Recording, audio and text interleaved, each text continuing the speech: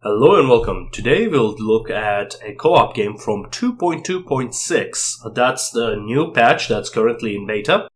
And we're mainly going to look at the changes in the user interface as well as the AI. Well, I happen to be very unlucky when it comes to starting positions with new patches. And as such, I started next to a devouring swarm.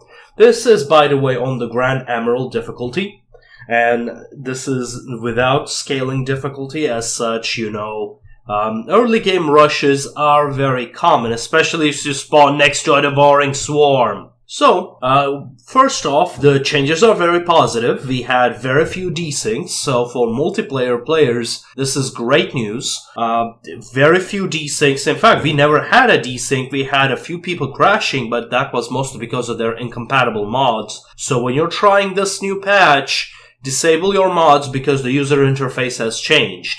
A few events also caused to crash, but as you can see, the UI, the new planet UI, is very intuitive. New population UI also kinda makes sense, I guess. You can prioritize certain jobs, which is great, instead of having to disable the rest of them. But anyway, the prioritization is always a great bonus. You can still disable them, and you can get to the old view by expanding the population tab. Also, we've got new ascension perks. Technological Ascendancy now gives 50% more chance to get rare technologies, which is great, and it makes perfect sense. There are quite a few other changes that you can read on the patch notes. I believe there were a few changes made to the machine empires, a few changes made to Gestalt consciousness, which were long overdue, but let's see. In this one, what happened is, after our first bit of colonization, a bit more towards,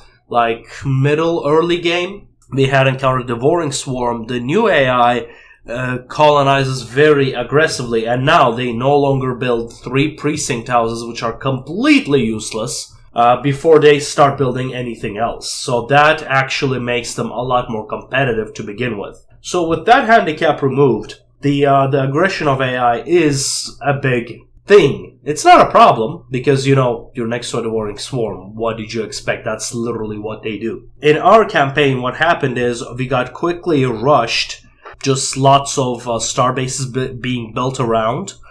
So AI is a lot more aggressive when it comes to acquiring star systems. And as soon as they found a weakness, they flew right in. They had 3 maximum size Corvette spammed fleets, because at this point of the game, nobody even has destroyers, so Corvettes is the way to go. They are still the badly designed Corvettes, because they still have the point defense equipment. However, when you've got 3 fully equipped devouring swarm fleets, that is still, no way to beat that. Especially at the start of the game. As you might be seeing right now, they are very well ahead. 3 fleets of Corvettes, so that's around 2100 fleet power at the very beginning. If you do intend to start, make sure that, especially on Grand Admiral, make sure you prepare against rushes. The early game is going to be rough. Don't do too much future investments. Focus on your alloy production and your defensive bases. Scout your opponents very early. Build more science ships that you normally do, so that you can scout your opponents. As you can see, I did not send enough science ships to my eastern area. That is basically what I would say about not the devouring swarm, but 2.2.6. And overall, it's been a great change. Most of those changes were long overdue, and the game is just getting better and better. No better time to, start a campaign than now. But, well, without further ado, if you have any questions, do leave them in the comments, and we'll see you next time.